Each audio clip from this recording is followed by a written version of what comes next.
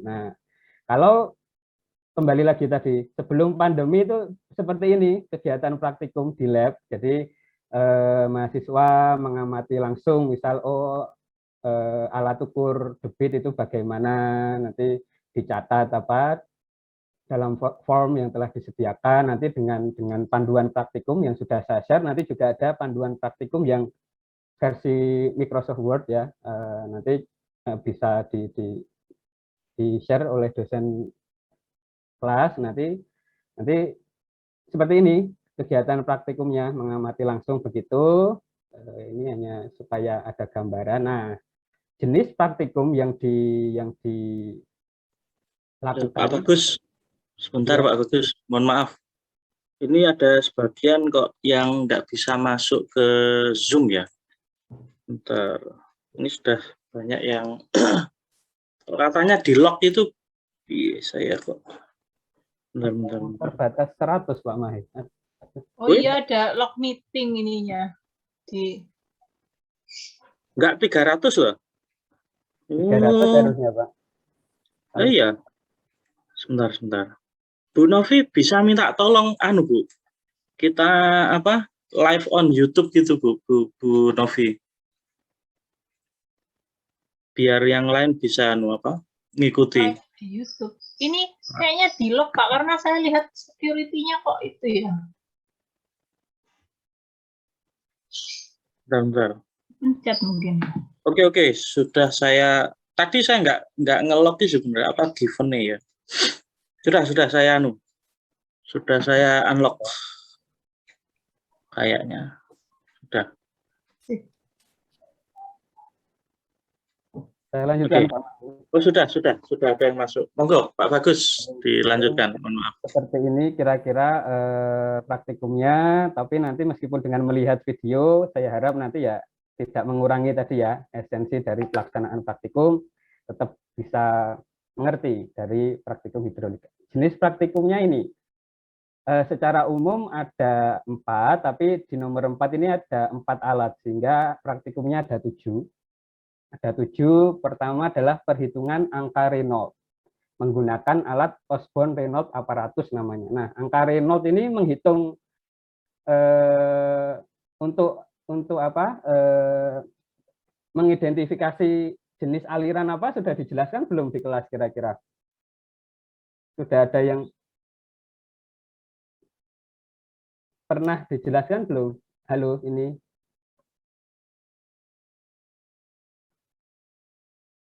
Dari mahasiswa, ini kok enggak ada yang bersuara.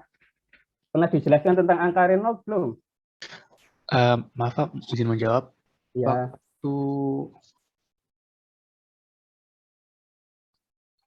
Pak pernah sih, itu ya. Apa ya Pak?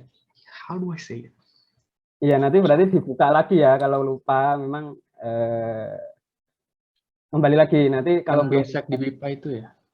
Ya benar sekali. Jadi aliran di pipa misal itu nanti akan tahu jenis alirannya dari bilangan Reynolds. Nanti akan saya jelaskan di sini.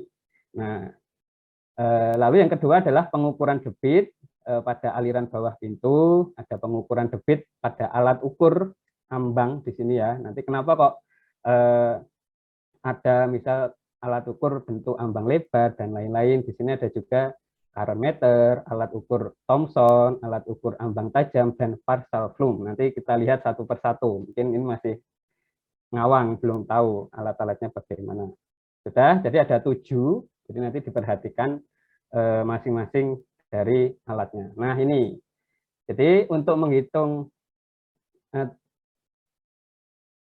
percobaan yang pertama itu namanya Osborne-Reynolds aparatus tadi. Nah di sini nanti anak-anak itu mengamati jenis aliran. Nah, alirannya ini adalah laminer, transisi, atau turbulen di sini. Nah, jadi alatnya seperti ini. Nanti kalau di video mudah-mudahan bisa ya diketahui begitu. Jadi tujuan percobaan nanti diperhatikan. Jadi untuk mengamati profil kecepatan aliran di sini. Terus yang kedua adalah menghitung besaran bilangan Reynolds tadi. Nanti dijelaskan dulu, karena kalian harus tahu teorinya. dikaitkan dengan tipe aliran yang terjadi, yaitu laminer, transisi, atau turbulen. Sehingga kalau di lab itu sebenarnya mahasiswa itu mengamati ini dari aliran laminer itu dapat diketahui dari tinta yang keluar di pipa ini. Nah, jadi kalau air biasa kan tidak kelihatan, sehingga di gelas tinta di sini diisi tinta, sehingga nanti kalau kerannya di sini dibuka, airnya kan mengalir di sini. Nah, jadi di sini ada tinta yang mengalir di pipa di sini. Nah, ada tinta yang ikut mengalir. Nanti kalian amati. Oh, misal percobaan yang pertama itu aliran laminer. Aliran laminer ditunjukkan oleh tinta yang bagaimana. Nanti kita lihat ya. Saya lanjutkan dulu. Alat yang digunakan ini saya kira saya tidak mau. Nah, ini lihat video dulu saja.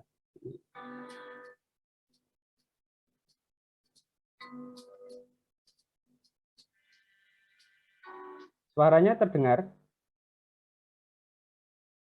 Halo? Terdengar. Kurang terdengar, Pak. Terdengar, Pak. Saya lanjutkan.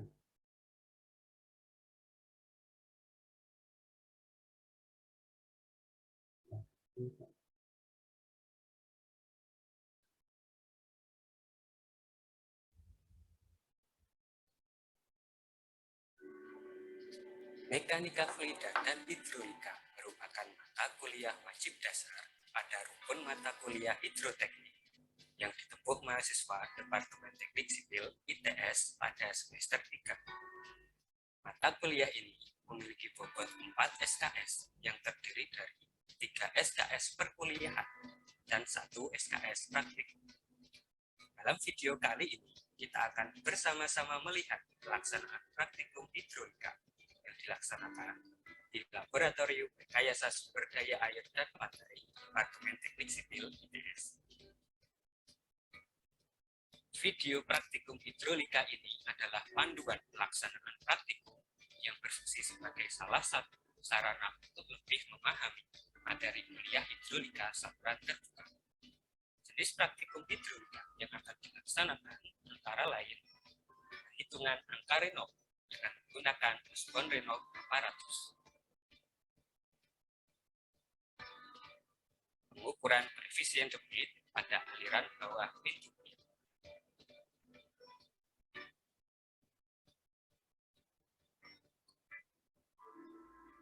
pengukuran koefisien debit pada alat ukur ambang lebar,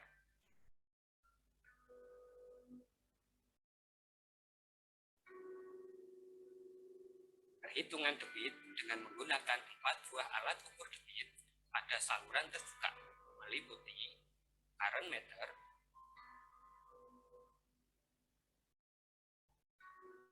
alat ukur Thomson,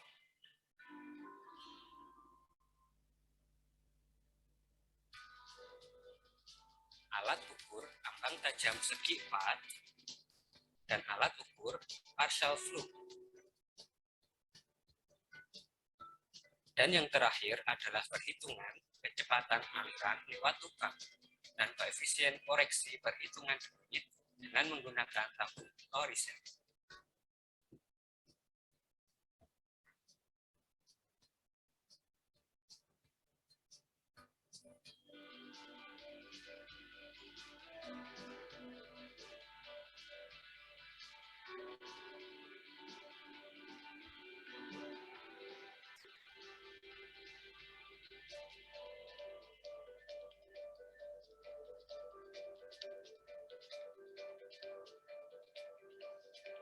Percobaan yang pertama adalah Osborne Reynolds aparatus.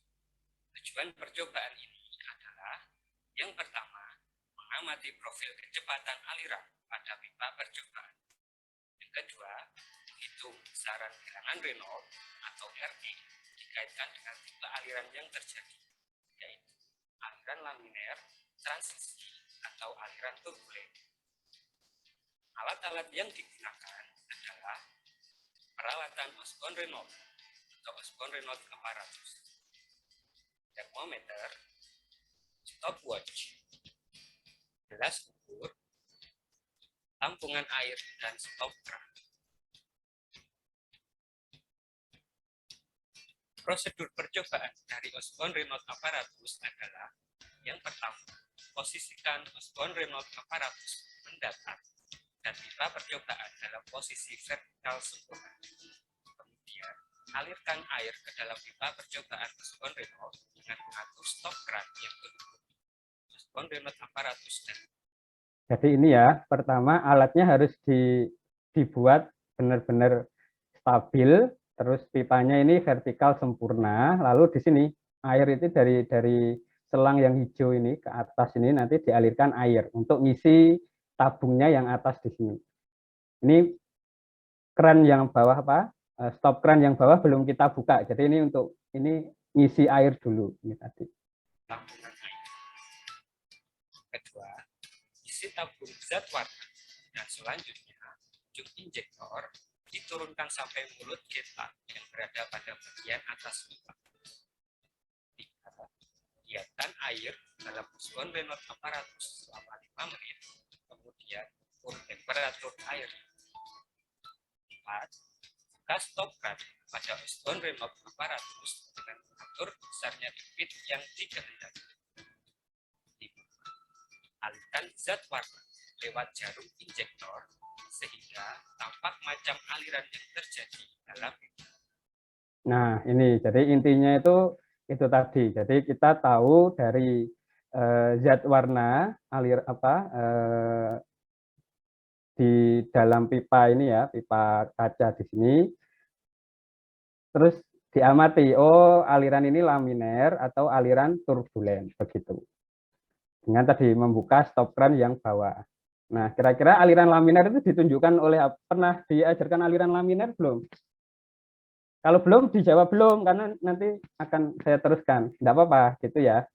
Supaya nanti juga ada interaksinya, kalian tidak diam saja di rumah. Sudah pernah diajarkan aliran laminer? Sudah pernah disentuh, Pak. Aliran laminer itu bagaimana? Zat warnanya bagaimana? Ya.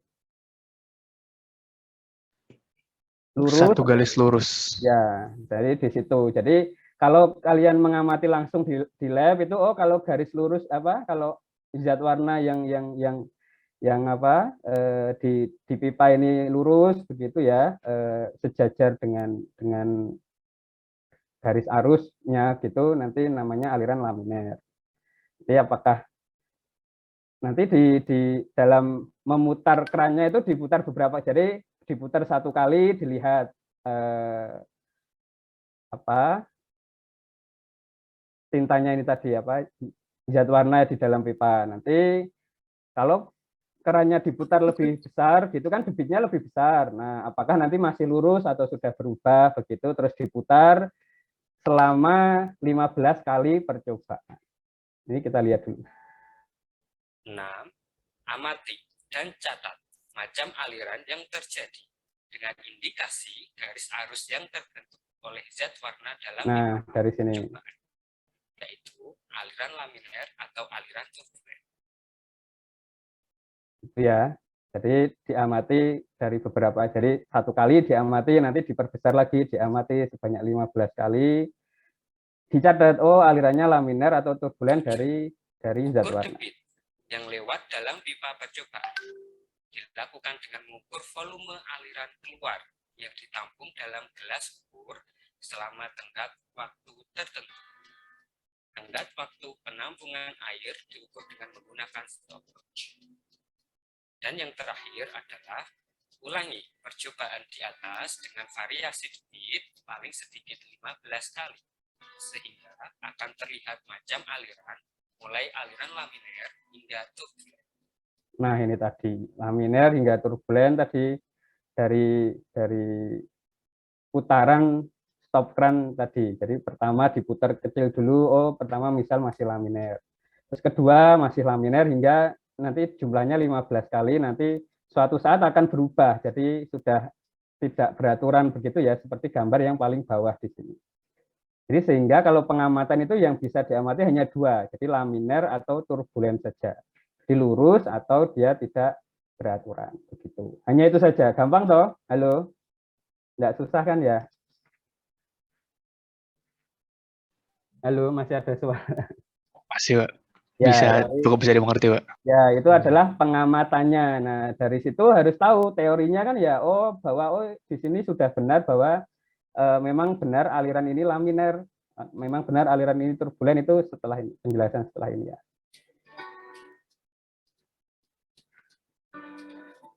Dalam percobaan Osborne-Reynolds, aliran laminer adalah suatu tipe aliran yang ditunjukkan oleh gerak partikel-partikel cairan menurut garis-garis arusnya yang halus dan sejajar. Sebaliknya, aliran turbulen tidak mempunyai garis-garis arus yang halus dan sejajar sama sekali. Di dalam suatu percobaan, tentunya hasil pengamatan harus dibandingkan dengan perhitungan teoritis. Secara teoritis, aliran laminer, transisi, dan turbulen dapat diidentifikasi dengan perhitungan bilangan Reynolds atau RE. Pada saluran tertutup, besaran angka Reynolds atau RE dapat dinyatakan sebagai berikut. Untuk aliran laminer memiliki RE kurang dari 2000. Untuk aliran turbulen memiliki RE lebih dari 2800. Sedangkan aliran transisi memiliki bilangan Reynolds antara 2000 hingga 2800. Rumus bilangan Reynolds adalah RE sama dengan V kali D per I. V adalah kecepatan rata aliran dalam meter per detik. D adalah diameter pipa dalam meter. Dan I adalah viskositas kinematis dalam meter kuadrat per detik. Untuk nilai V sama dengan I per A, di mana I adalah debit aliran dalam meter titik per detik, dan A adalah luas penampang pipa sama dengan 1/4 I kali diameter kuadrat, sehingga rumus bilangan Reynolds atau RE menjadi 4 kali I per I kali D kali I. Nah, ini nanti jangan sampai salah ya, nanti terutama di dalam hidrolika itu nanti ada V, biasanya memang simbol dari kecepatan begitu ya. Nanti ada volume. Volume juga V juga, di situ jangan sampai salah. Artinya apa? Di sini kenapa saya state ada kecepatan, ada volume. Bisa enggak kira-kira kalian menghitung kecepatan air yang tadi yang ngalir di pipa ini, kira-kira bisa diidentifikasi enggak besaran kecepatannya berapa? Ini kan debit per A, oke lah. Debitnya kan enggak tahu di sini. Debitnya enggak tahu, sehingga biasanya rumus debit satuannya kan meter kubik per detik. Nah, berarti bisa menggunakan rumus apa kira-kira? Q sama dengan di sini, bentar ya. Jadi Q-nya pakai rumus yang ini dulu. Volume per waktu kan gitu ya. Sehingga di sini juga meter kubik per detik. Sehingga volume tadi kenapa gunanya airnya yang keluar itu tadi ditampung tadi. Nah, ditampung di gelas ukur selama tadi misal 10 detik, volumenya sekian. Itu nanti untuk menghitung Q di sini. Nah, tadi kan ada di sini kan dimasukkan termometer. Nah, termometer di sini adalah nanti untuk menghitung viskositas kinematis ini. Harusnya sudah diajarkan ya, mekanika fluida, mungkin pertemuan pertama itu sudah belajar tentang viskositas kinematis. Di situ variabel yang berpengaruh adalah dari suhu atau temperatur di situ. Sehingga nanti kenapa perlu suhunya dari air ini diukur. Nah, nanti karena kalian tidak mengamati langsung, nanti ya suhunya akan diberitahukan, suhunya misal 27 misal, derajat Celcius, misal nanti kalian hitung untuk viskositas kinematis. Lalu di sini kan tadi kan volume air yang ditampung kan juga tidak mengamati secara tidak langsung di lab, sehingga nanti volumenya di sini nanti juga akan diberikan. Gitu ya. Jadi datanya nanti kalian sudah diberikan semua. Nanti tinggal dihitung bilangan Reynolds tadi. berapa. Ternyata misal tadi di di percobaan pertama memang laminer, ternyata RE-nya 1000 begitu. Ternyata cocok, berarti percobaannya sudah benar. Suatu saat misal percobaan ke-7 misal kalian masih mengidentifikasi sebagai laminer, misal laminer ternyata di situ sudah 2.900 misal RE-nya. Jadi bagaimana kalau di pengamatan langsung itu asumsinya kalian masih garis arusnya di sini masih sejajar, tadi dari tintanya itu masih sejajar misal gitu ya, sejajar, tapi secara rumus sudah beda, sudah turbulen di sini kan sudah beda. Jadi yang dipilih yang mana kira-kira, yang pengamatan atau yang perhitungan? Halo, halo, bisa bantu jawab? Tadi kan kasusnya kalau misal percobaan keberapa kalian amati, ini itu loh tintanya masih lurus saja, masih sejajar gitu, masih stabil sehingga ditulis laminer. Ternyata dihitung loh, saya masuk rumus ini kok ternyata sudah 2.900. Tadi kan 2.900 turbulen. Kira-kira yang dipilih yang mana biasanya? Perhitungan ya, Pak. Kenapa? Karena kan kalau misalnya dari perhitung, karena kalau misalnya perhitungan itu kan Pak udah secara teori gitu Pak, tapi kalau misalnya kita melihat mengamati misalnya kayak masih laminer itu mungkin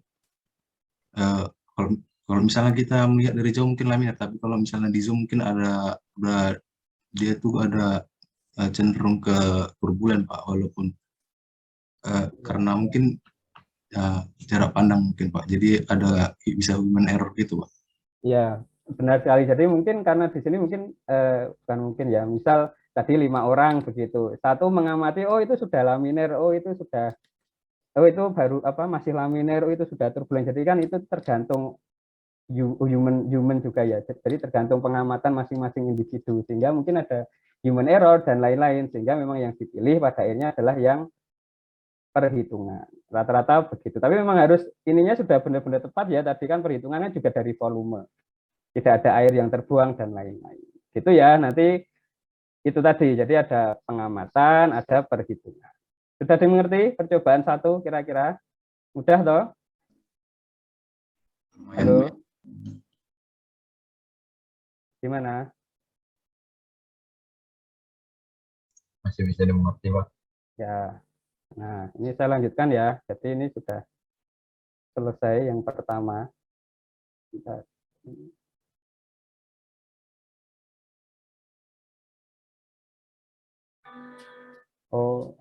rumus-rumus yang terdapat di buku panduan praktikum. Tugas untuk percobaan 1 Osborne-Reynolds apparatus adalah sebagai berikut. Nah, nanti kalian menjawab tugas di sini dari data yang sudah diberikan. Ini diharapkan proses tadi praktikumnya sudah mengerti dari video ini tadi. Nah, tujuannya ini makanya karena nanti ada pembahasan terkait tugas, makanya nanti ada asistensi. Jadi tiap minggu harus bertemu dengan dosen asistensi. Nanti bisa ditanyakan kalau ada yang belum mengerti, dosen asistensi juga sebaliknya akan menanyai kalian sudah mengerti belum terkait percobaan yang telah dilihat begitu. Jadi 2 arah begitu ya, tidak satu. Sampai sini ada pertanyaan, silahkan. Percobaan pertama selesai.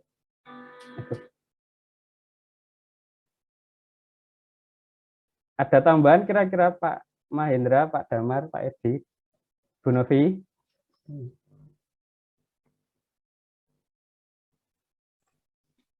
Cukup Pak Bagus dari saya. Nah, ini Maaf Pak Edi. Pak Bagus, cuma aja tambahan sedikit untuk cairan zat warna merah itu sebenarnya KMNO4 ya. Oh ya. Cairan KMNO4. Jadi kenapa dipakai KMNO4 yang dianggap kira-kira berat jenisnya mendekati sama dengan air, supaya nanti bisa mengalir seperti air. Terima kasih Pak Bagus. Ya. Ini karena masih banyak praktikum yang lain, ini saya lanjutkan untuk praktikum yang kedua. Nah, ini. Yang kedua adalah aliran bawah pintu air. Di sini nanti kalian akan mengenal CD atau koefisien debit di sini ya. Mungkin lebih tepatnya ini koefisien mungkin debit atau aliran memang biasanya, tapi koefisien debit saja. Nah, di sini nanti ada istilah CD. Kenapa kok ada CD? Nanti kita belajar ini secara umum. Kan pintu ini kan merupakan suatu hambatan kan ya. Nah, jadi kalau pintunya tidak ada kan airnya akan mengalir di sini. Nah, dengan lancar begitu. Rumus Ki apa kira-kira? Ki sama dengan halo. dikali V, Pak. area. Nah, kali V. ya benar. A kali V. Nanti ternyata apakah kalau ada pintu karena di sini ada hambatan, maka biasanya harus ada penyesuaian koefisien. Jadi V di sini kan tergantung debit yang kan lewat bawah pintu di sini. Jadi Q yang di sini kan ya. Nah, nanti di situ karena ada hambatan di sini pintu, maka nanti biasanya nanti ada CD di depannya harus kita tambahkan suatu koefisien koefisien debit di sini. Ini hanya sekilas saja, nanti kita lihat dulu videonya. Jadi alatnya itu ada flum saluran kecil gitu ya. Nanti dialirkan air. Nah, terus ada model pintu sorong di sini. Nah, nanti kalian untuk menghitung Y1 ini dibutuhkan penggaris. Gitu toh. Kita lihat dulu videonya.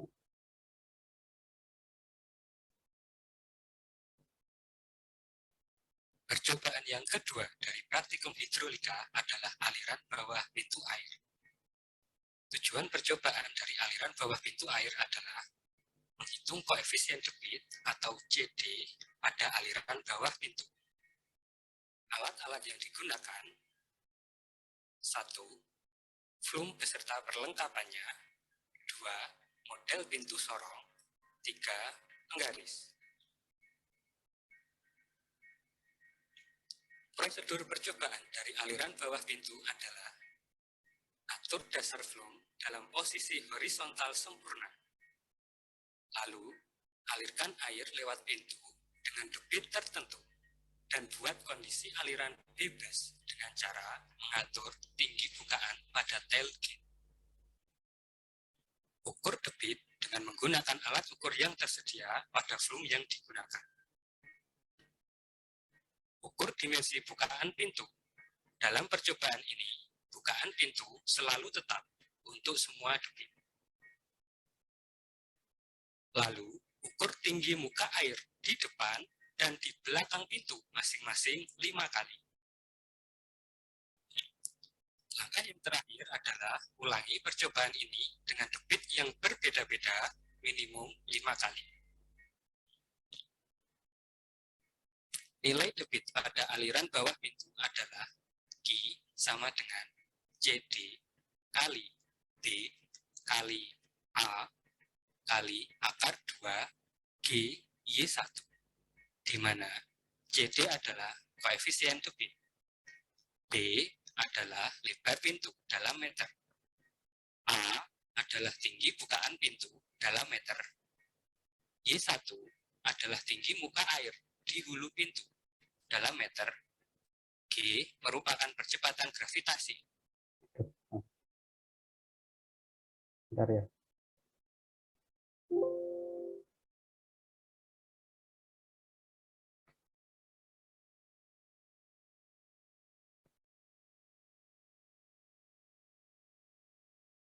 Nah, ini dulu. Tadi kan di sini ada B adalah lebar pintu, nanti jangan salah ya. Jadi di sini ini kan tampak samping begitu. Kalian harus bisa membayangkan 3 dimensinya. Jadi kan tadi dia salurannya kan punya lebar begitu. Nah, pintunya tadi kan juga melebar. Begini ya. Dia punya lebar 4 cm kalau tidak salah, lebar dari alatnya itu, sehingga itu ada B-nya kan ini, lebar pintu, A-nya adalah tinggi pintu, berarti B kali A ini mewakili apa tadi kalau rumus debit tadi? Volume, apa? Ya, Permukaan. apa penampangnya kan ya, karena air melewati bawah pintu di sini. Nah, berarti ini adalah kan V kan gitu ya, A kali V. Nah, tetapi di sini misal AK2GH atau AK2GY1. Di sini kalian mengenalnya dulu sebagai kecepatan apa? Rumus untuk Jatuh ya, bebas, Pak. untuk bebas. kecepatan jatuh bebas kan begitu ya. Ibaratnya ini kan ada beda tinggi antara hulu dan hilir di sini. Nah, nanti kenapa kok di sini yang dimasukkan adalah Y1 misalnya. Nanti akan kita bahas.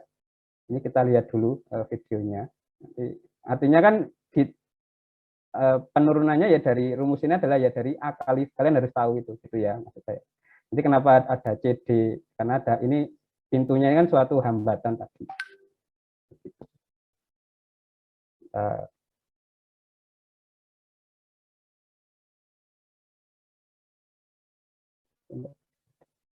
Agar pintu dalam meter. A adalah tinggi bukaan pintu dalam meter. Y1 adalah tinggi muka air di hulu pintu dalam meter.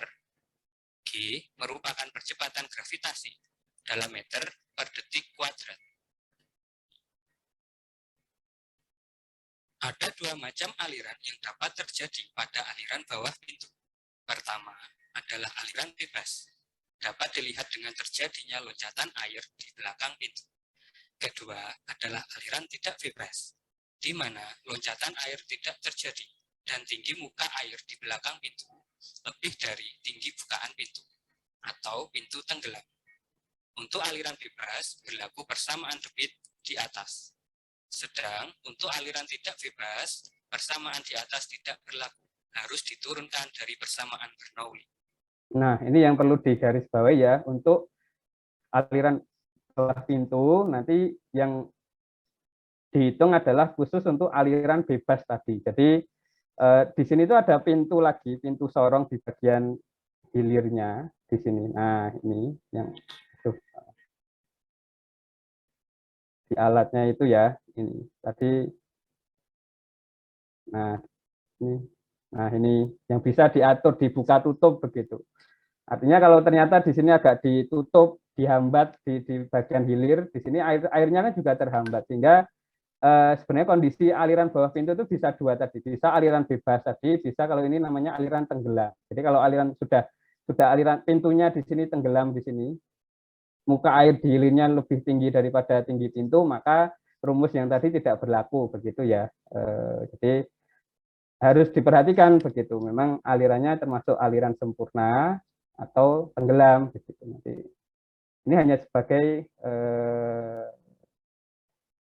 gambaran saja. Jadi untuk bawah pintu khusus untuk aliran bebas, bukan aliran tenggelam.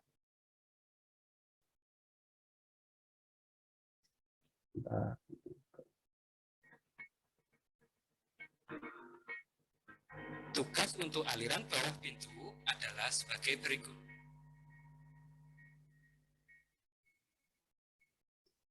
Percobaan yang ketiga adalah pelimpah ambang lebar, atau biasa disebut juga dengan alat ukur Dremel. Tujuan percobaan dari pelimpah ambang lebar adalah untuk menghitung koefisien debit dan menggambarkan profil aliran pada pelimpah ambang lebar. Alat-alat yang digunakan adalah flume dilengkapi dengan pintu hulu dan pintu hilir, pelimpah ambang lebar, penggaris atau roll meter.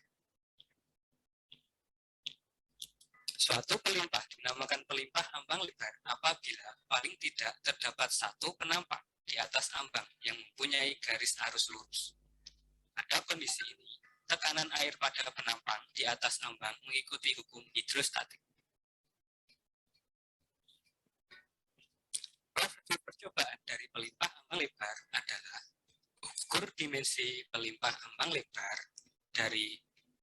Nah, ini tadi sebenarnya alatnya sama dengan bawah pintu, flumenya sama ya. Jadi ini tadi lebar flumenya sekitar 4 cm di sini. Nah, untuk ambang lebar tadi, jadi pintu airnya itu kita angkat. Jadi terus di bagian flum kita pasang ambang lebar tadi ya. Jadi nanti kita lihat dari tinggi ambang. Nah, dipasang ini. Jadi karena mau digunakan untuk percobaan ambang lebar. Jadi harus tahu juga dimensi dari ambang lebar, dari panjang ambangnya, tapi nanti yang menentukan itu adalah lebar tadi ya, karena airnya kan melewati selebar 4 cm tadi. Kita lihat dulu. Panjang ambang dan lebar ambang. Alirkan air dengan debit tertentu pada flume yang sudah dilengkapi dengan pelimpah ambang lebar. Nah, di alat ini itu sebenarnya debitnya itu di sini. Kursor saya kelihatan kan ya? Itu otomatis. Jadi kalau kita putar stop keran di bawah tadi, untuk menyalakan alatnya itu muncul debit. Tapi karena di sini rusak, jadi kita pasang alat ukur debit tadi ya, yang nanti diukur di situ. Jadi harus tahu dulu debitnya berapa. Nanti diukur dari profil alirannya. Bentar ini. Sebagai objek pengamatan percobaan aliran. Atur tinggi bukaan tailgate pada flume sehingga aliran mencapai kondisi aliran sempurna.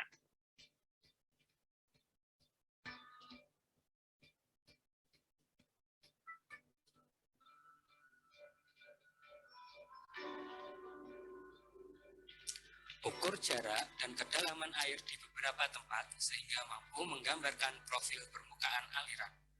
Untuk memudahkan cara ini, tentukanlah titik acuh sehingga mudah dalam menghitung jarak dan menggambar profil aliran.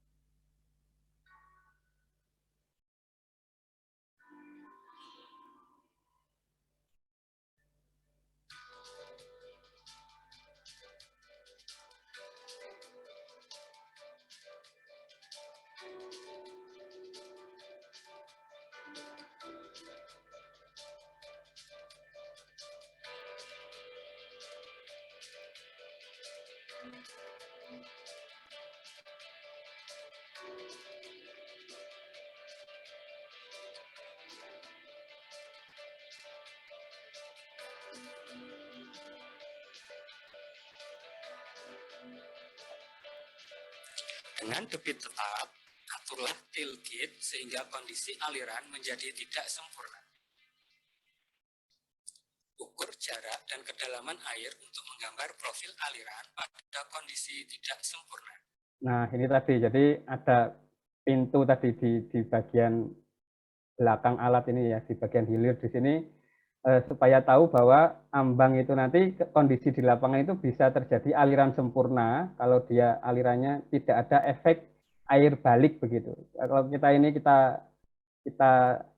kita tutup begitu kan, ini tadi airnya sudah beda. Jadi kalau sudah ada efek air balik itu nanti berlaku aliran tenggelam. Jadi nanti diingat ada aliran sempurna dan aliran tidak sempurna. Rumusnya beda. Jadi nanti ini dijelaskan. Gunakan titik acuh dan jarak yang sama dengan kondisi aliran sempurna. Yang terakhir adalah ulangi percobaan di atas dengan debit yang berbeda-beda sebanyak 5 macam debit.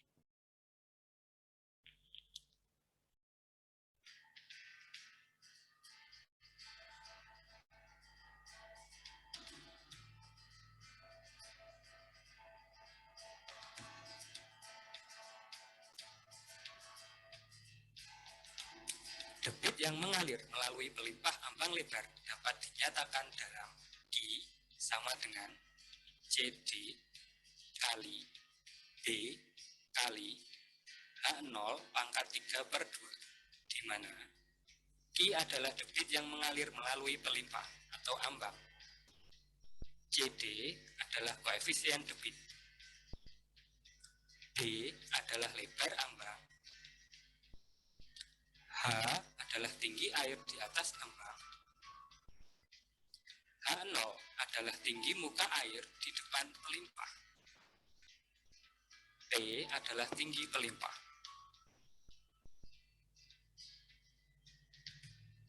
Besarnya debit yang mengalir melalui pelimpah dipengaruhi oleh tinggi muka air pada hilir pelimpah. Bila tinggi muka air di hilir lebih rendah dari tinggi pelimpah, maka disebut sebagai aliran sempurna. Dan apabila tinggi muka air di hilir lebih tinggi dari 2/3 H, disebut sebagai aliran tidak sempurna. Oleh karena itu, pada aliran tidak sempurna, besarnya debit aliran atau Q dipengaruhi oleh tinggi muka air di hilir pelimpah. Rumus debit untuk aliran tidak sempurna adalah Qs sama dengan Cs kali Q. Qs. Nah, jadinya tadi biasanya ambang itu tadi berlaku rumus aliran sempurna. Tadi kan ada CD tadi. Nah, kalau dia sudah aliran tidak sempurna, ada koefisien lagi, namanya koefisien aliran tidak sempurna yang harus dikalikan lagi. Jadi harus dikali seperti dikalibrasi 2 kali begitu. Maka kalau alirannya tidak sempurna memakai aliran sempurna itu ya perumusannya juga salah, perlu diperhatikan di sini sehingga kenapa dalam percobaan ini kita tunjukkan oh aliran sempurna dan aliran tidak sempurna begitu. Sama dengan CS kali CD kali B kali H0 pangkat 3/2. Karena ada efek air balik tadi. Nah, gitu. Tugas untuk pelimpah ambang lebar adalah sebagai berikut. Sudah ya. Ini kita bahas yang bawah pintu dulu ya. Tadi rumusnya ini. Jadi khusus ini tadi adalah untuk aliran bebas. Jadi airnya harus seperti ini, bukan yang sudah ada efek tadi, bukan di sini. Nah, ini namanya aliran tenggelam kan gitu ya tadi ya. Rumus tadi CD berarti di sini adalah tadi apa? A, ini adalah V.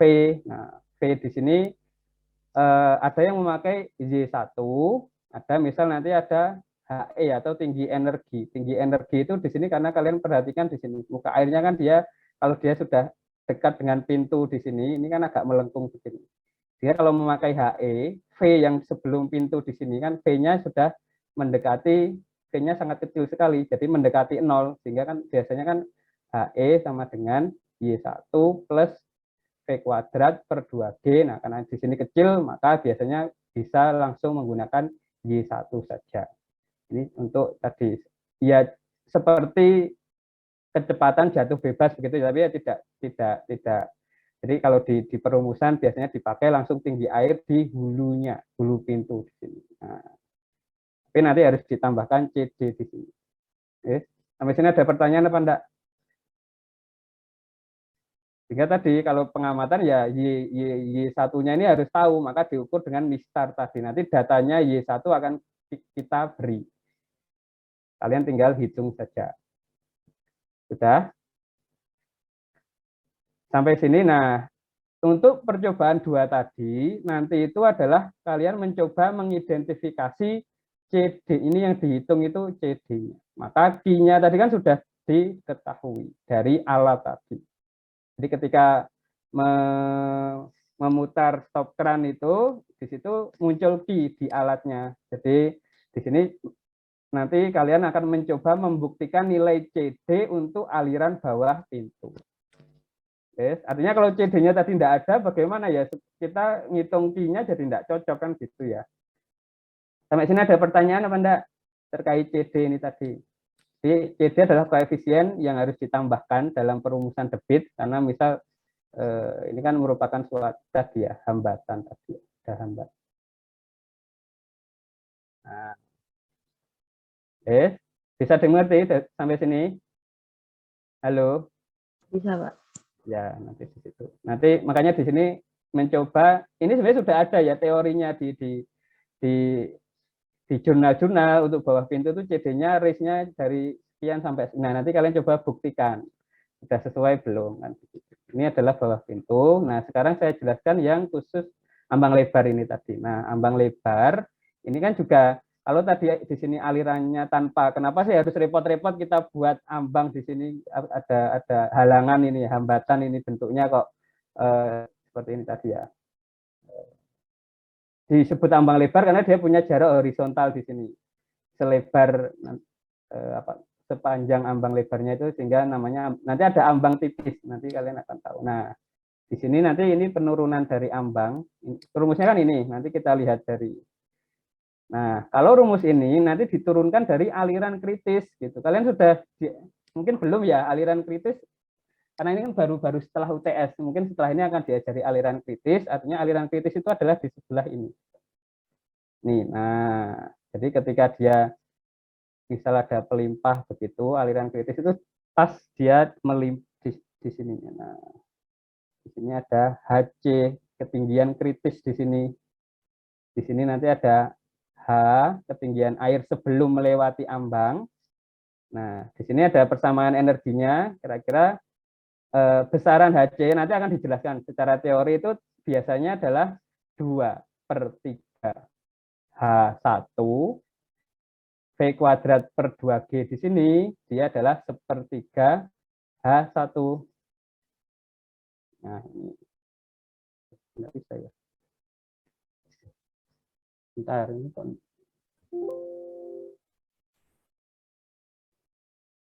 Harusnya, oh, ini belum. Tadi seharusnya sudah saya tambahi rumus, tapi enggak apa-apa lah. Kita itu ya. Kita gambar saja di sini.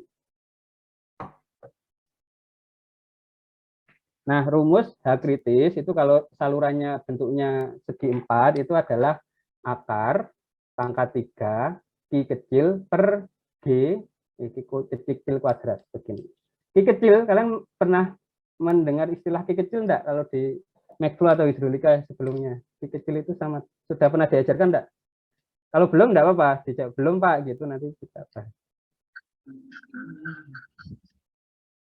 Q kecil itu adalah Q debit per lebar. Nah, namanya simbolnya biasanya Q kecil di sini. Sehingga kalau HC di sini tadi kan apa sama dengan 2/3 H itu ya, 2/3 H, sehingga bisa kita Q kecil pangkat 3 kuadrat per G sama dengan 2/3 H. Kita taruh ke kanan, jadi Q kecil kuadrat sama dengan berapa? 2/3 pangkat 3 H pangkat 3 kali G kan ya? Halo? Seperti benar apa salah? Halo? Halo, ini suaranya ada apa enggak?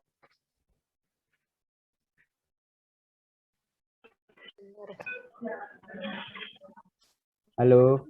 Oh, Pak, permisi Pak. Ya, Saya mau bertanya. Itu 2/3 ya Pak? mana? Ini Itu agak jelas. 2/3 pangkat 3, ya. itu Q per 2 sama dengan 2/3 ya Pak?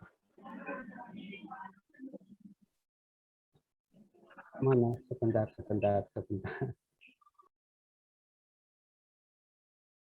Akar pangkat 3 Q kuadrat per G sama dengan 2/3 H. Ini.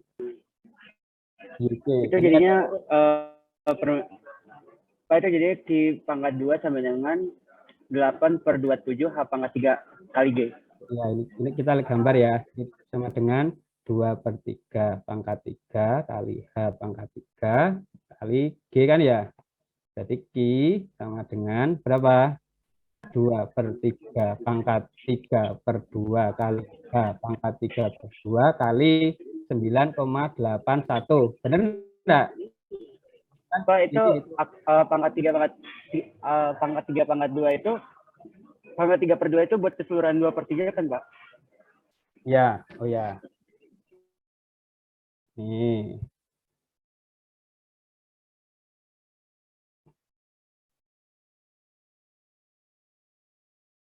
Nah, ini kan sama dengan 2/3 H1 tadi. Nih.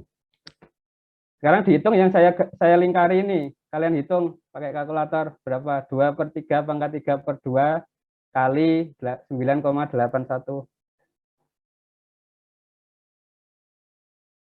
Hasilnya berapa? Halo?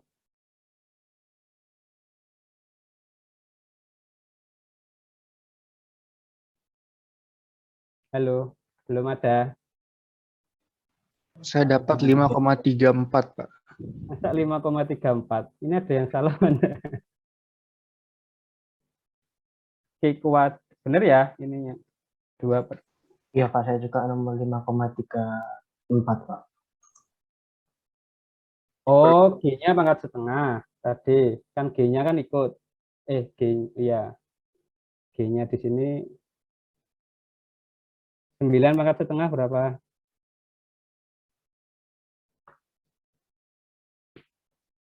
1,704, 1,705, Pak. Nah, jadi kan 1,71 kali, ini Q kecil ya, kali H pangkat 3/2. Sehingga Q kecil tadi apa? Q per B. Kalau jadikan Q besar sama dengan 1,71. B-nya keluar ruas kanan, B H pangkat 3/2. Di sini berarti sama enggak dengan ini? Ini mau. Nah, ini B H pangkat 3/2 atau tadi? Iya. Jadi 1,71 tadi apa? Di sini. Nah, ini kan berarti CD-nya tadi 1,71 kan gitu. Nah, nanti kalian coba membuktikan ini tadi CD tadi. Istilahnya jadi rumus ini untuk ambang ini diturunkan dari prinsip aliran kritis. Sehingga di sini adalah aliran yang berlaku memang harus turun begini, aliran sempurna. Jadi tidak boleh dia, tadi kan di sini ada pintu yang kita bisa buka tutup. Kalau ternyata sudah ada efek air balik atau backwater menjadi aliran tidak sempurna, rumus ini sudah tidak berlaku lagi kan gitu. Sudah, jadi ini adalah prinsip dari namanya ambang, diturunkan dari aliran sempurna. Jadi bisa dimengerti? Percobaan ketiga. Bisa, Halo, dari sini. Nah, Bisa. ya. Paham Pak. Nah, nanti berarti CD. Kenapa tadi dibutuhkan? Karena ambang itu kan juga merupakan suatu hambatan. Sehingga dari tadi, misal A kali V, misal atau jadi ada koefisien-koefisien yang perlu ditambahkan. Artinya di lapangan itu rumus ini sudah diteliti gitu. Nanti tinggal diaplikasikan. Nah, nanti kalian membuktikan itu gitu ibaratnya. Apakah misal sudah mendapatkan 1,71 atau sudah mendekati nilainya mendekati ini begitu ya. Ambang lebar nanti kita akan diskusikan lagi, ini awalan saja, nanti kan ada proses asistensi dan lain-lain. Yang penting kalian dalam proses rumusnya didapatkan dari sini itu kalian tahu. Mengerti? Lanjut ya, ini masih 4 lagi. Ini tadi.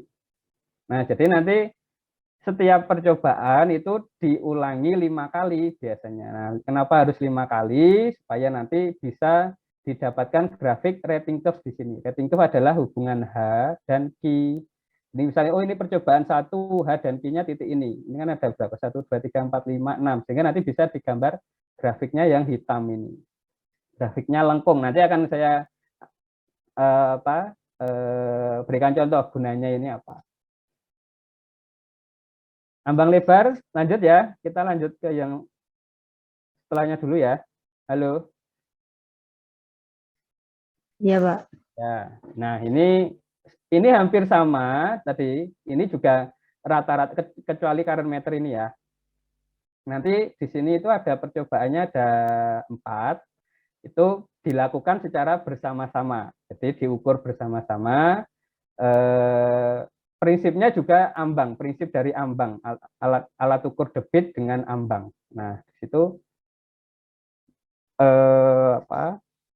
ini sebentar dulu. Nah, di sini. Jadi ada pompa di sini, dinyalakan pompanya, airnya akan ngalir dulu ke sini. Nah, ke flum agak besar, nanti melewati namanya ambang tajam. Segitiga. Kalau tadi ambang lebar, sekarang ini dia bentuknya seperti pelat tapi segitiga. Nah, terus lalu airnya akan turun di sini, di titik yang kedua di sini, namanya ambang tipis ini. Nah, dia seperti pelat juga, tapi bentuknya segi 4. Jadi segitiga ada segi 4. Nanti di sini ada saluran trapesium. Di sini memang bukan ambang. Kalian menghitung debit dari menghitung kecepatannya. Baru di sini nanti namanya current meter. Ini agak panjang nanti ya. Ini diperhatikan. Nah, yang di sini dia alat ukur juga ambang namanya partial flum. Jadi di sini nanti dikerjakan secara bersama-sama ngitungnya. kita pelajari dulu yang current meter dulu di sini. Ini ya, jadi ini adalah current meter, di sini ambang segitiga Thomson, ini ambang tipis segi 4, ini partial. Kita lihat dulu.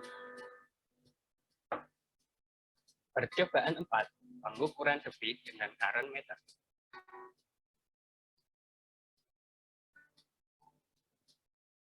Pengukuran debit menggunakan current meter dilakukan bersama-sama dengan pengukuran debit pada alat ukur ambang tajam segitiga atau Thomson, ambang tajam segi 4, dan partial flow.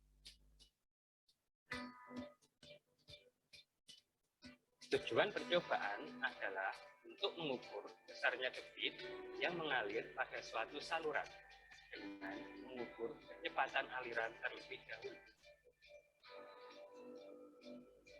Alat-alat yang digunakan adalah 1. Alat pengukur kecepatan. Nah, jadinya sebenarnya alat ukur current meter itu adalah untuk mengukur kecepatan. Jadi namanya current meter. Ini ya.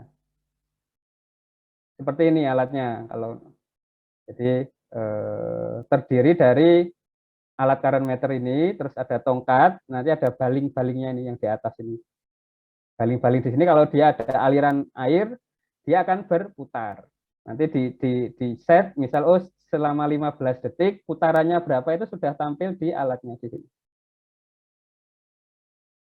Di sini. Nah, enggak perlu ngitung manual gitu ya, kan susah. Mungkin kalau arusnya deras nanti sudah muncul di sini. Nah, dari putaran ini, dari N, nanti kalian hitung, ada rumusnya sehingga didapatkan V kecepatannya itu.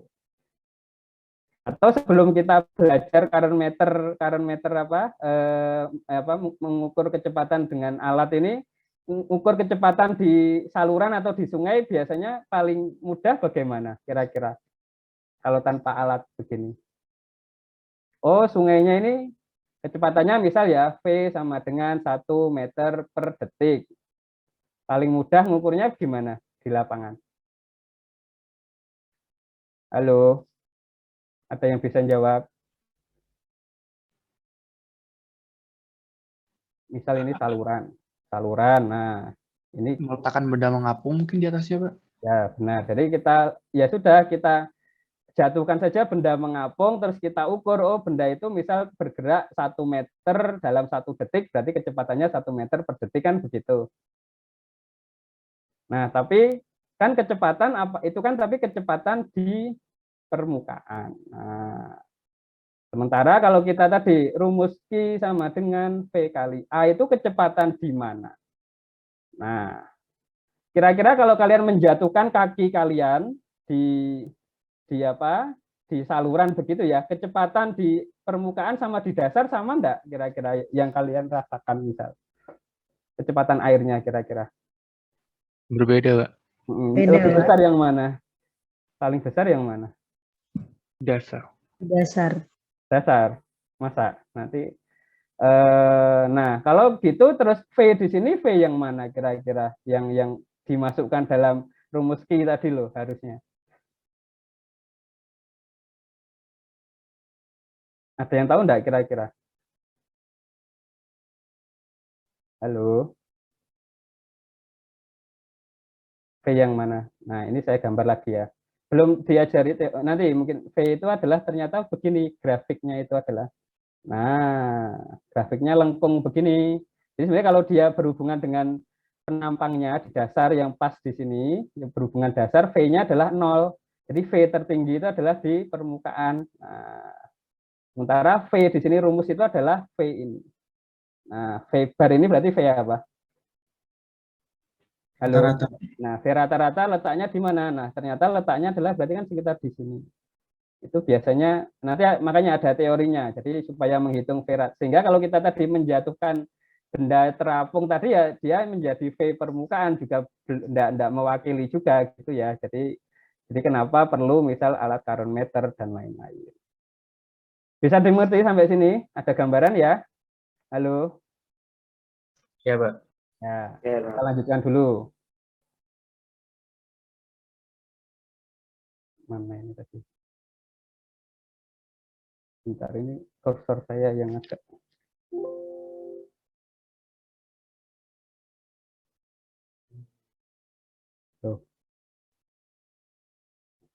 Ini lagi.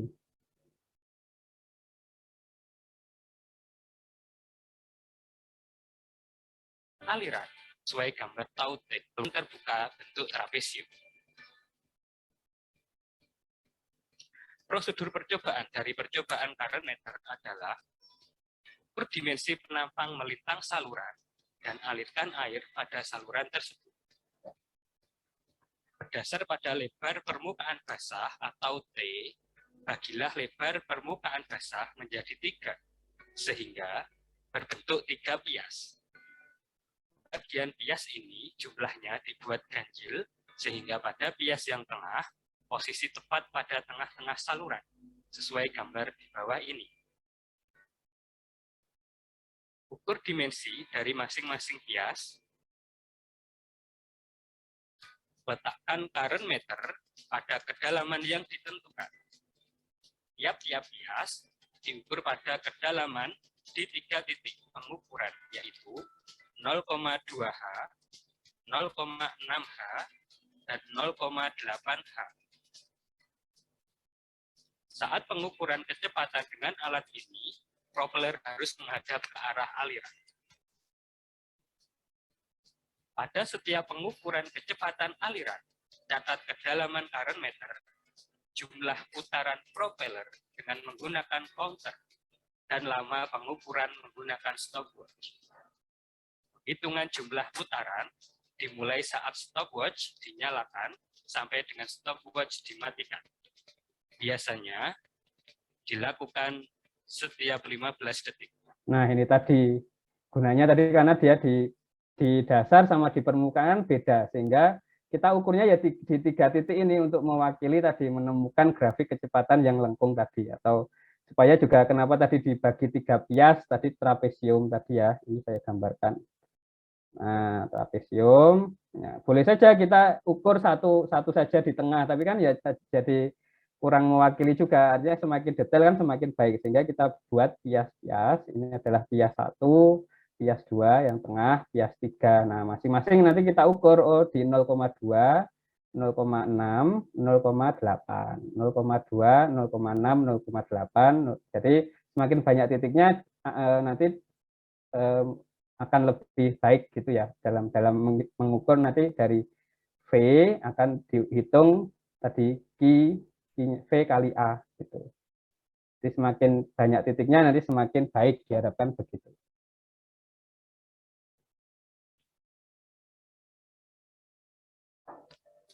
Lakukan perhitungan ini sebanyak 3 kali pada setiap titik pengukuran kecepatan aliran. Lakukan prosedur pengukuran ini untuk setiap perubahan debit percobaan.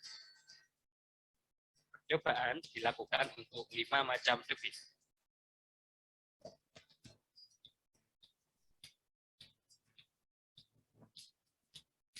Rumus perhitungan debit pada suatu pias penampang aliran. Nah, ini AI kali. Jadi ini adalah per pias tadi ya, pias 1, 2, 3 ya A kali V. Nanti dijumlahkan sigma A kali V. V-nya di sini rata-rata harusnya ya. Di mana AI adalah luas penampang pada masing-masing pias dalam meter kuadrat. VI adalah kecepatan rata-rata aliran pada penampang pias dalam meter per detik. A adalah luas penampang basah saluran dalam meter kuadrat, dan V adalah kecepatan rata-rata aliran penampang saluran dalam meter per detik. VI dapat dicari dengan menghitung harga rata-rata kecepatan arus pada tiap kedalaman air yang diukur dengan current meter pada tiap pias penampang aliran. Besarnya kecepatan arus bila diukur dengan current meter dapat dinyatakan dalam persamaan berikut. V sama dengan A kali N plus B, di mana A dan B adalah konstanta current meter. N besar adalah jumlah putaran per detik, sama dengan N kecil per T. N kecil adalah jumlah putaran propeller selama T detik. T sama dengan lama pengukuran. Konstanta current meter yaitu A dan B tergantung dari macam alat, jenis propeller yang digunakan, dan harga N hasil pengukuran.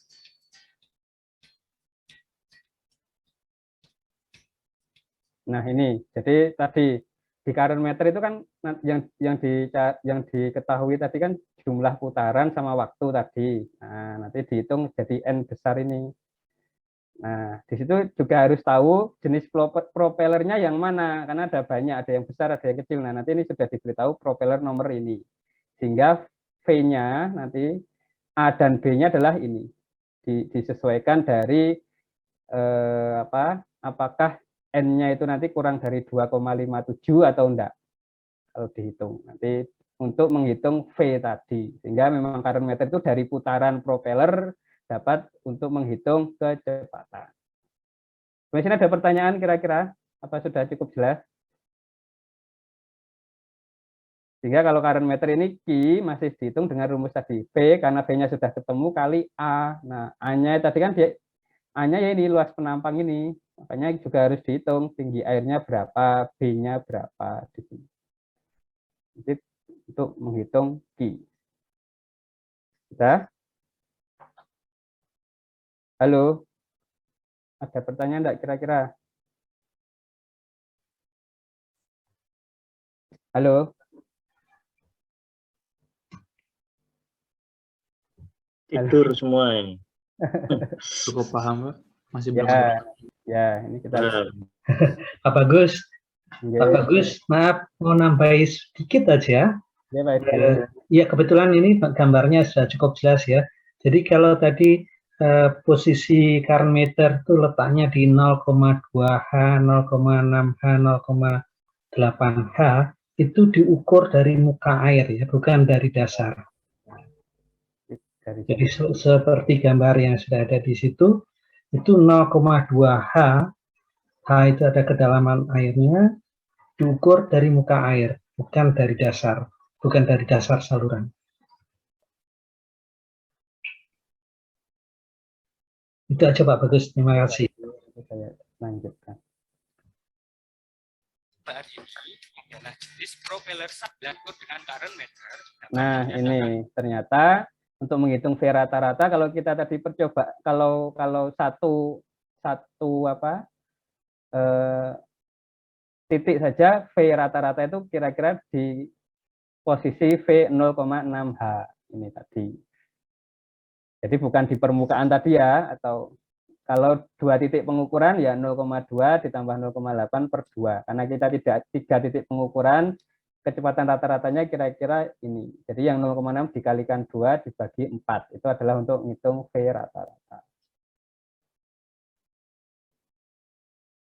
Dan ketika yang berhubungan dengan dasar itu pas di situ V-nya 0 tadi. Grafiknya grafik lengkung tadi ya. Nanti mohon diperhatikan terkait grafik kecepatan di saluran itu nanti akan dibahas di kelas setelah UTS ini.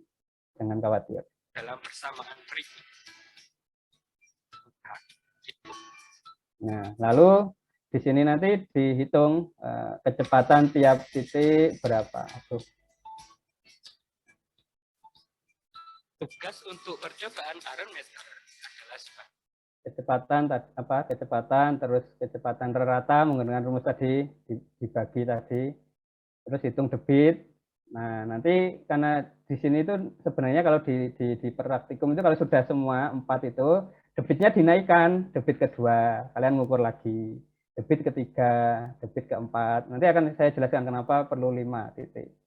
Nah, sehingga setelah itu nanti untuk mengeplot rating curve tadi, rating curve atau saya jelaskan sekarang saja.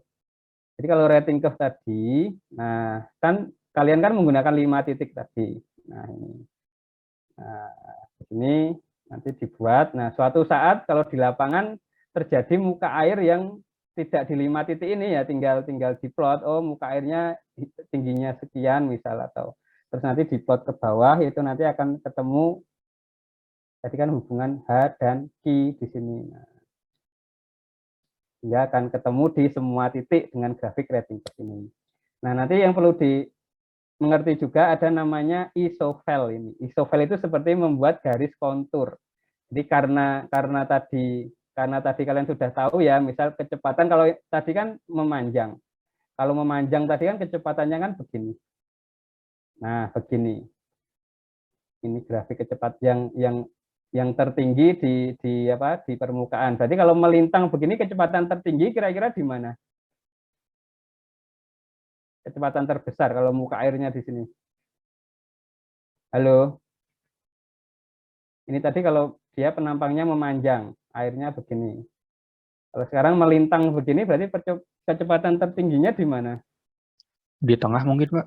Ya, di tengah. Nah, sehingga nanti kan akan tahu, oh ini kecepatannya yang nanti akan begini loh, isovelnya. Nah, kalian menggambar seperti kontur kecepatan yang sama. Begitu. Nanti akan diajarkan ketika asistensi ya. Ini hanya gambaran saja, tidak cukup kalau menjelaskan sekarang. Ini saya lanjutkan lagi. Current meter ada pertanyaan, ini sudah selesai. Ini yang paling panjang biasanya. Butuh waktu lama karena kan nunggu tadi diukur tiap titik banyak gitu ya. Sudah, saya lanjutkan ya. Halo. Ini Thomson. Setelah ini ada adalah pengukuran debit dengan ambang tajam segitiga atau biasa disebut alat ukur Thomson. Tujuan percobaan dari alat ukur Thomson adalah mengukur debit aliran yang melalui pelimpah ambang tajam segitiga atau Thomson. Alat-alat yang digunakan adalah 1. Flume. Flume-nya ini, jadi ini ya, saluran ini. Terus pelimpah ambang tajam tadi segitiganya. Posisinya agak dihilir di sini, terus penggaris ini untuk mengukur muka air. 2. Pelimpah ambang tajam segitiga. 3. Penggaris. Nah ini, pengukuran Thomson tadi bareng dengan ambang tipis, nanti bareng dengan current meter, bareng dengan parsal. Prosedur percobaan dari alat ukur ambang tajam segitiga atau Thomson adalah 1. Ukur dimensi pelimpah ambang tajam yang tersedia. 2. Catat bacaan penggaris untuk muka air tepat pada ambang di atas. Ini saya itu saja ya.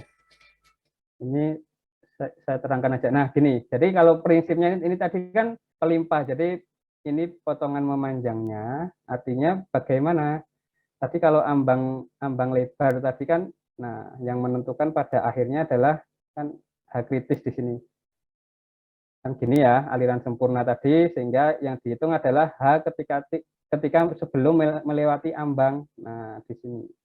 Tadi ada H0. Nah, ini sama, ambang lebarnya ini diganti dengan pelat tipis ini, bentuknya segitiga ini. Nah, jadi yang diukur itu adalah ya H sebelum dia melewati pelimpahnya. H di sini. Nah, di sini. Belum dia melimpah begini.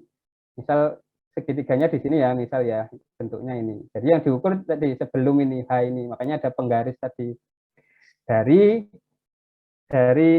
titik segitiganya hingga ke muka air di sini. Sehingga harus tahu ini H di sini. Harus tahu biasanya titiknya kalau dari dasar ke pas segitiga di sini namanya H0. Nanti yang ngukurnya biasanya H itu dari bawah ke muka air itu namanya H1. Sehingga di sini H di sini nanti adalah H1 dikurangi H0. Biasanya di sini 28 cm kalau tidak salah, nanti diberi datanya. Begitu ya. Jadi prinsipnya seluruh ambang itu adalah diukur dari dasar ambangnya ini ke muka air. Itu ya. dimasukkan ke rumus. Besarnya debit ini sudah tidak saya jelaskan lagi, penurunannya hampir sama dengan drempel atau ambang lebar tadi, diturunkan dari prinsip aliran kritis. Jadi di sini harus benar-benar melimpah, tidak ada efek backwater.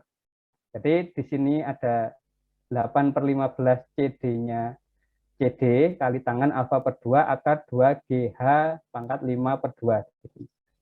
Ini pangkatnya akarnya hanya sampai di G saja.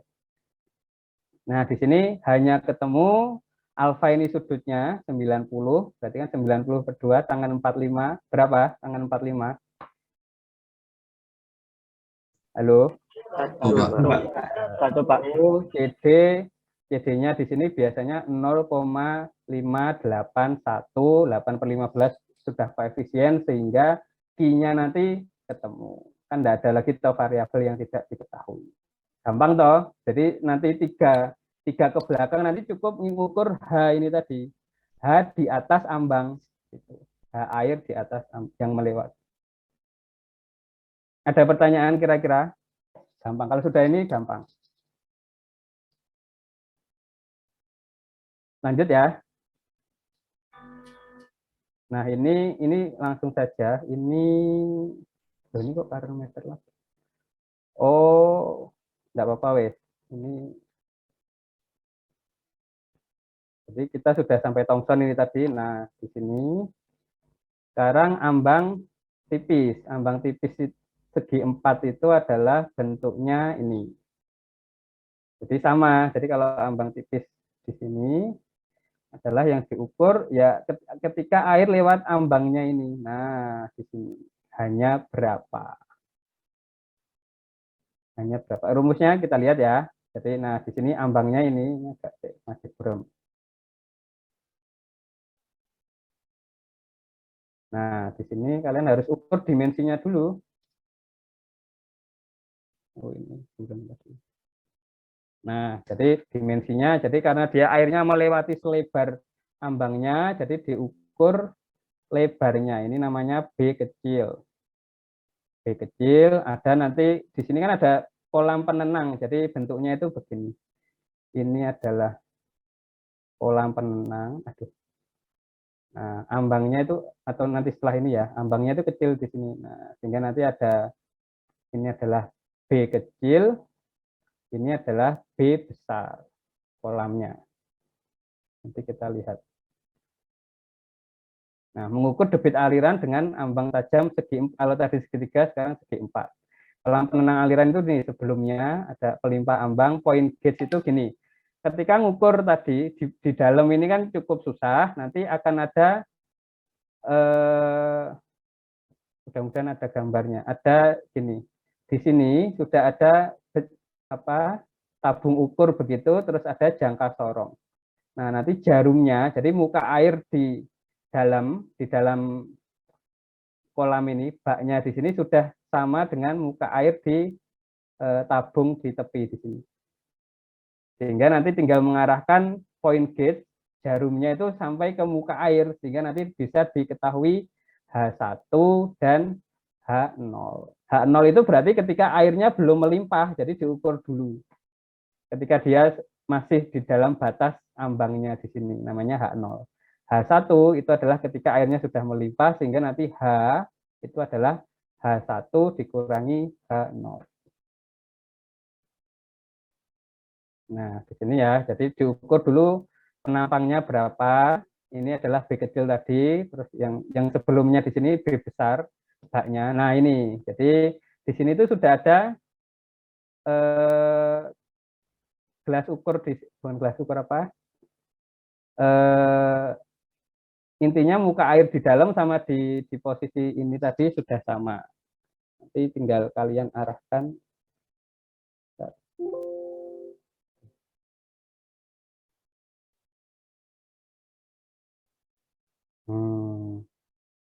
Bentar ya.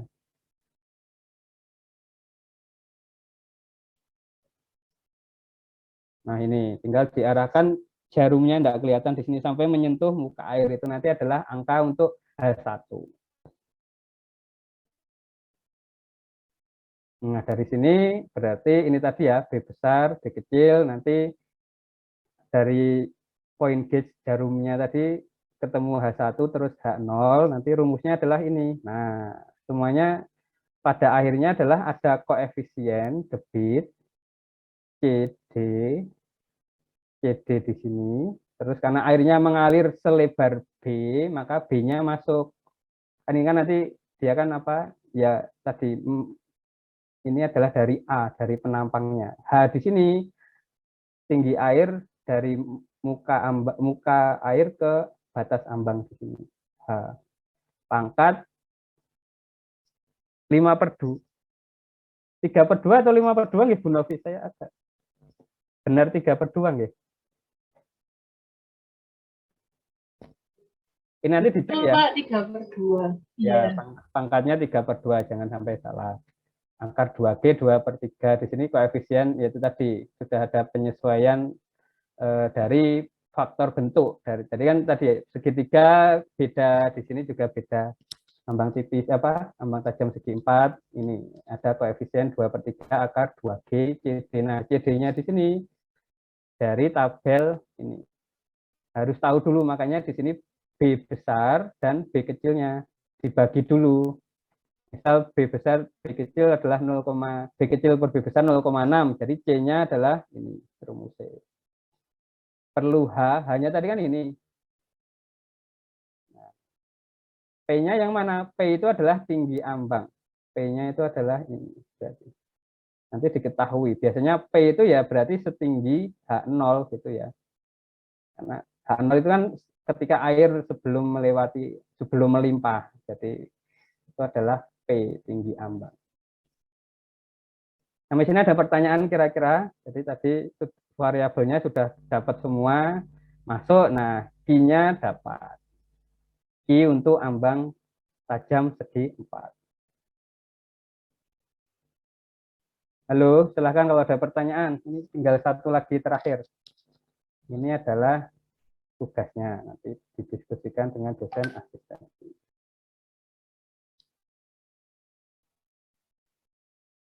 Lanjut. Halo. Ini sudah jam 5. Kita ke itu ya, parsal ya. Nah, ini adalah parsal room. Jadi alatnya itu adalah seperti setelah tadi current meter ada tenggorokan begini. Nah, ada alat kita. Alat sama, jadi ini juga namanya alat ukur, dihitung dari dasar alat ukur ke muka air di sini. Makanya di sini ada point gauge. Di sini jarumnya ini harus diarahkan ke muka airnya, nanti diukur di ini. Jangka sorong di sini diukur tinggi airnya berapa. Alat ukur debit parsal, nanti ada spot box, nanti akan saya jelaskan. Point gauge untuk menghitung tinggi muka air, nanti ada penggali. Nah, rumusnya kita lihat ya. Nah, jadi di sini alatnya ini tampak atas begini. Jadi kalian harus tahu lebar tenggorokan yang W di sini. Yang tengah ini. Nah, dihitung dulu lebar tenggorokannya berapa. Berarti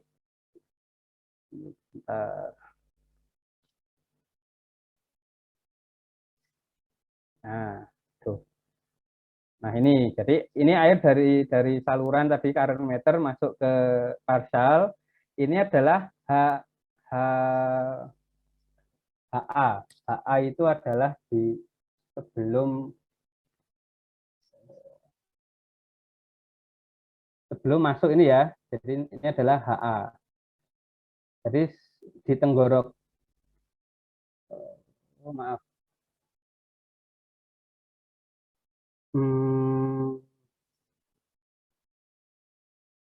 Ini HA ini harusnya tenggorokan HA ini nggak Pak Edi nggak ini ya?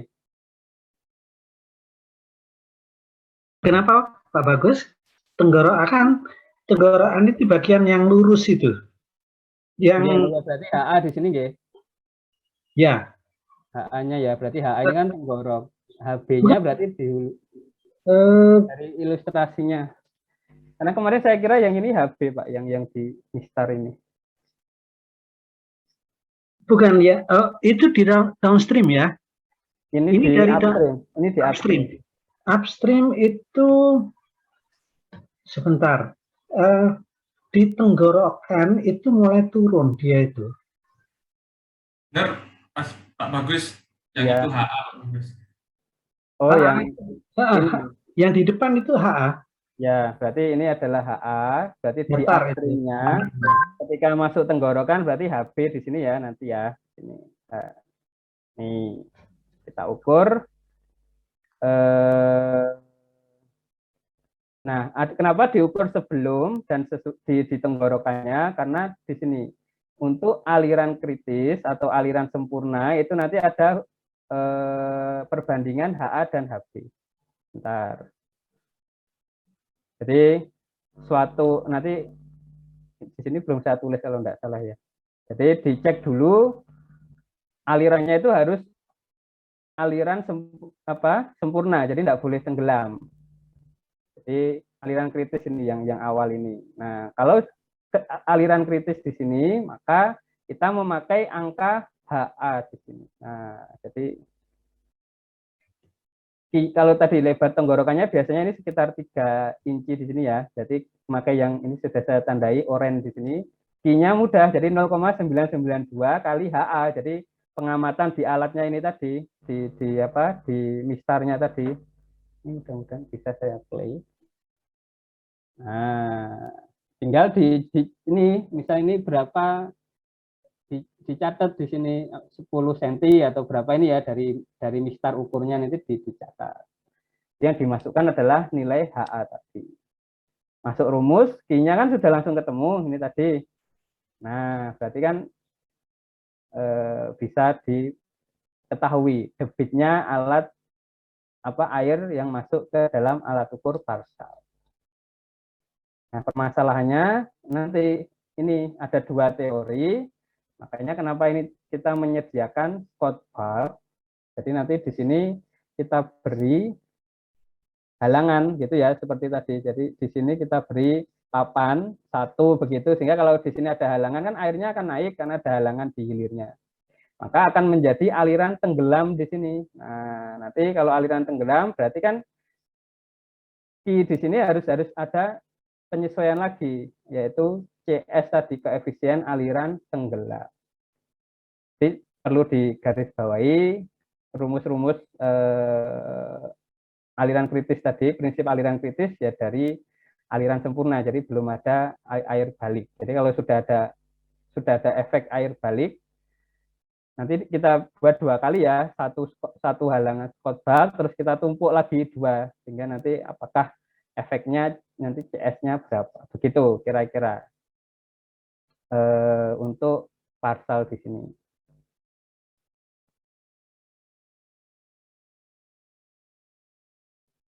Nah, diukur di sini tadi tahu HA tadi. Nah, nanti kita beri ini di sini.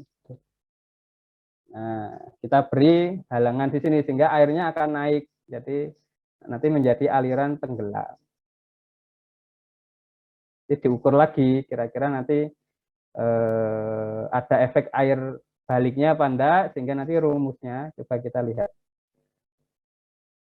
Oh, ini enggak. Nanti ada koefisien CS ini, koreksi debit. Karena efek aliran tenggelam. Ini tadi adalah kayu Scott valve yang kita taruh. Nah, di sini ya. Nah, ini. Nanti sambil ini sebenarnya nanti videonya akan kami berikan, bisa ditonton lagi, terus nanti didiskusikan dengan dosen asistensi. Nah, ini sudah selesai. Ini sebelum saya akhiri, ini dulu ya, ini gambarannya kalian harus tahu. Bentar.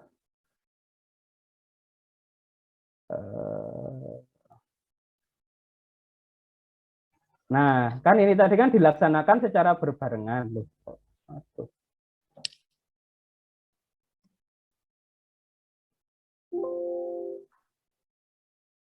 Kita lihat ya. Nah, ini percobaannya tadi kan dilaksanakan secara bersama-sama. Debitnya kita enggak tahu. Jadi pompanya itu 1 di sini. Itu debitnya, Q-nya enggak tahu. Beda dengan ambang lebar dan bawah pintu yang tadi kita dapat Q-nya, hitung CD-nya. Kalau di sini tadi kan CD-nya kan sudah tahu ya. Terus debitnya pompa di sini tidak tahu, padahal ini adalah suatu kesatuan alirannya kita ukur 4 kali di sini. Jadi untuk membuktikan bahwa pengukuran dari ambang tajam segitiga, ambang tajam, current meter, dan parsal itu adalah sudah benar, berarti bagaimana? Harus ditemukan angka yang bagaimana? Halo? Dari 4 percobaan ini.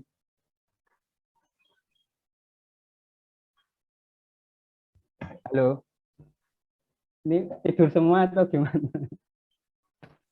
Sudah ngantuk. Mandi, Pak.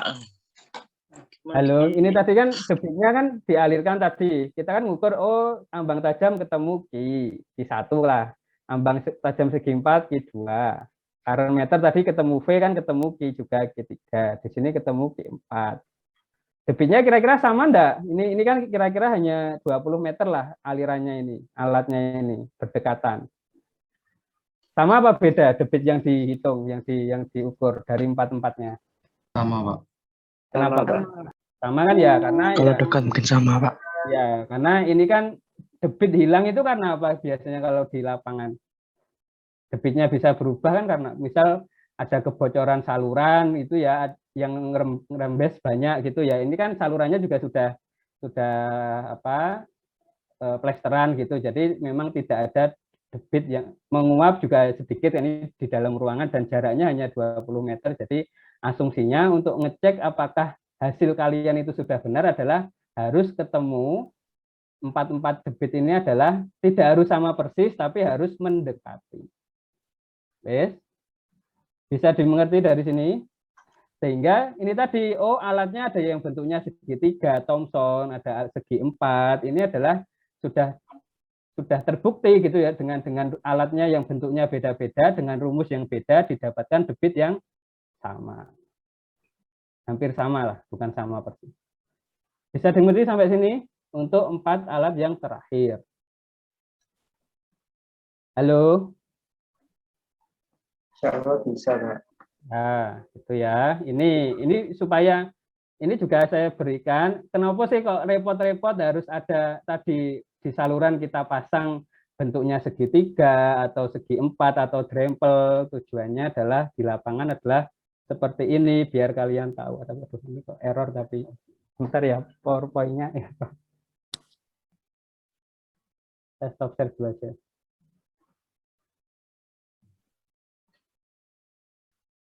Pak Bagus, maaf Pak Bagus, tadi udah disampaikan ya, khusus untuk yang parsal tadi, itu rumusnya bukan diametrik ya. Oh ya, jadi parsal tadi angkanya dalam feet ya, jadi harus nanti dirubah ke metrik. Bentar, ini saya bukakan yang PDF saja. Sudah di-download yang apa? Yang di chat room. Ini kalau kuliah jam 3:30 itu harus selesai jam berapa nggih? 5 berapa? 5:50. Oh ya, ini enggak apa-apa ya, kita molor sedikit, ini tinggal terakhir.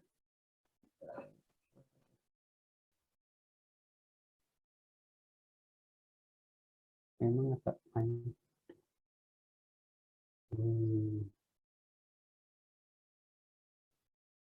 Ini laptopnya.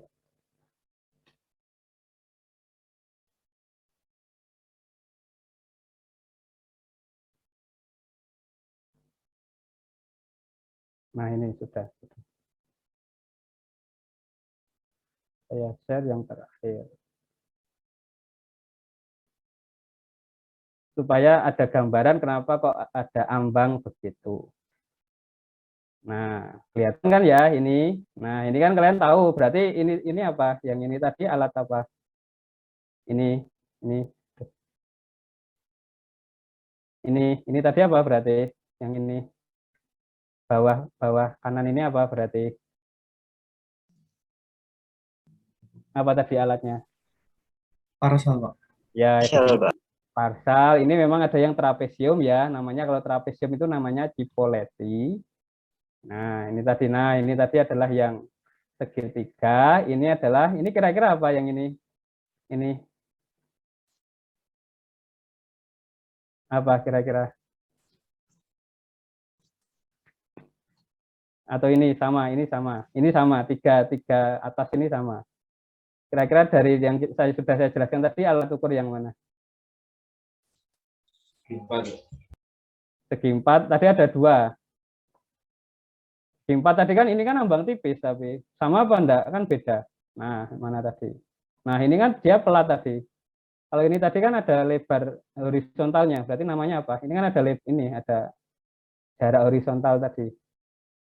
Jadi ini apa ini? Bisa membayangkan nggak? Ini berarti alat ukur yang mana? Yang ini. Ini kan ada jarak horizontal ini loh. Berarti yang apa tadi? Ini. Ambang lebar ya? Nah, ini ambang lebar atau drempel.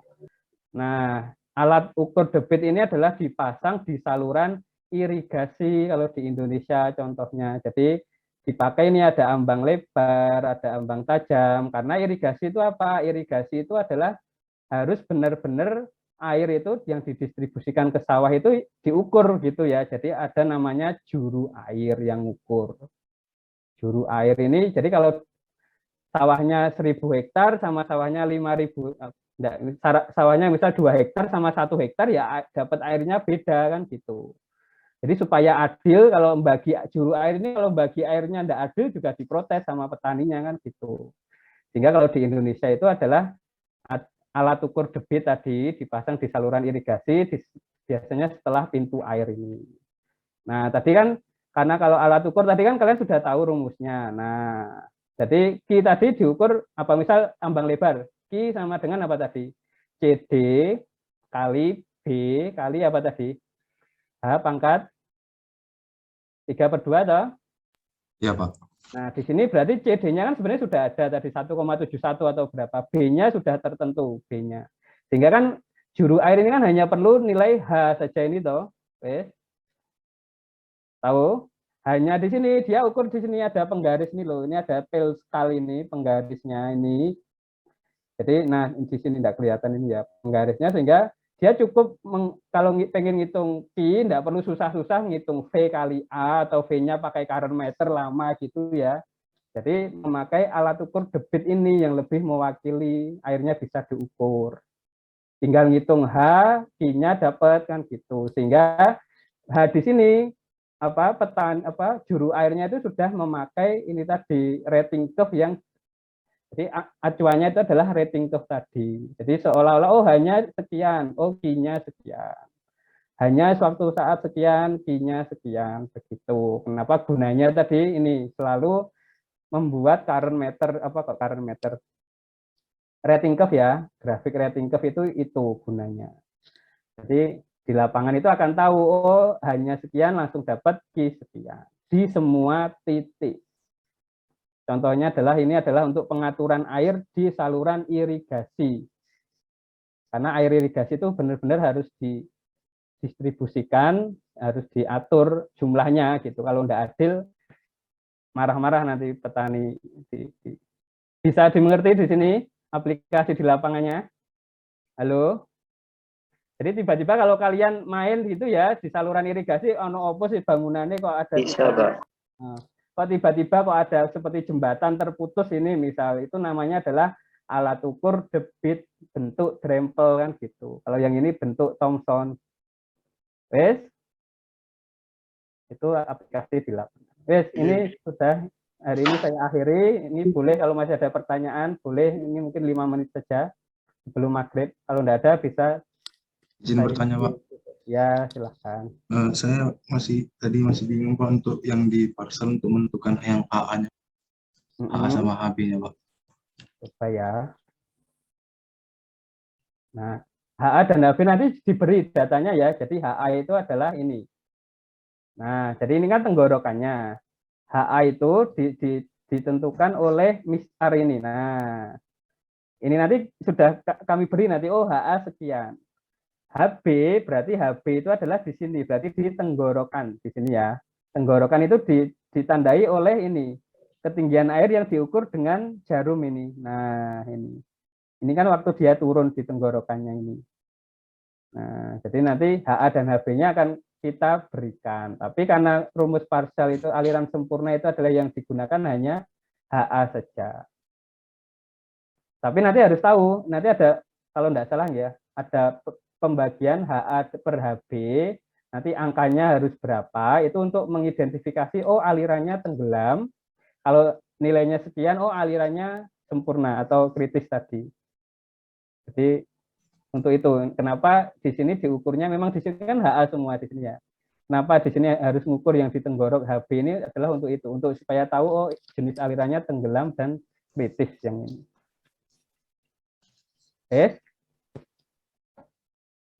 Halo. Baik Pak, sudah menjawab Pak. Ya. Ada lagi kira-kira. Nanti sambil didiskusikan dengan dosen asistensi kalau kurang mengerti ini hanya ya awal toh, gambaran awal. Mengukurnya seperti ini di labnya. Silahkan kalau ada pertanyaan lain. Ya. 1 menit lagi kira-kira akan kami akhiri. Karena sudah 17.30. Sudah ya. Mungkin itu Pak Mahe untuk penjelasan praktikum.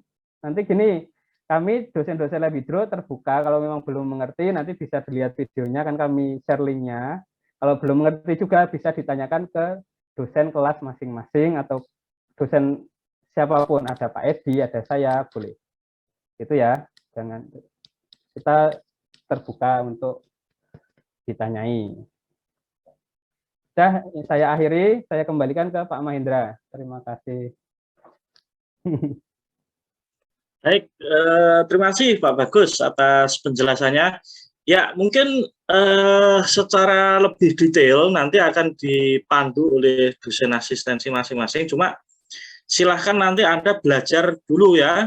Jadi videonya nanti silahkan ditonton, akan kita share ya ke masing-masing kelas, dipelajari dan tidak menutup kemungkinan silahkan Anda melihat dari sumber lain, referensi lain, jurnal dan sebagainya, textbook dan sebagainya ya. Jadi jangan tergantung pada satu sumber saja. Baik, karena sudah maghrib ya, jadi kita bisa akhiri di Surabaya sudah maghrib, sehingga nanti ke depannya silakan berkonsultasi ya, dilakukan proses asistensi dengan baik ya. Silakan menghubungi masing-masing dosen asistensi, semoga lancar. Baik, mungkin seperti itu.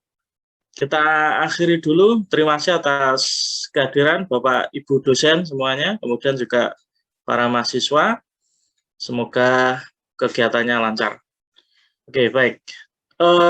Satu informasi, kalau praktikum ini tidak lulus, artinya Anda mendapatkan nilai mati misalkan D, maka biasanya untuk mata kuliah mekanika fluida keseluruhan juga dianggap tidak lulus. Jadi hati-hati.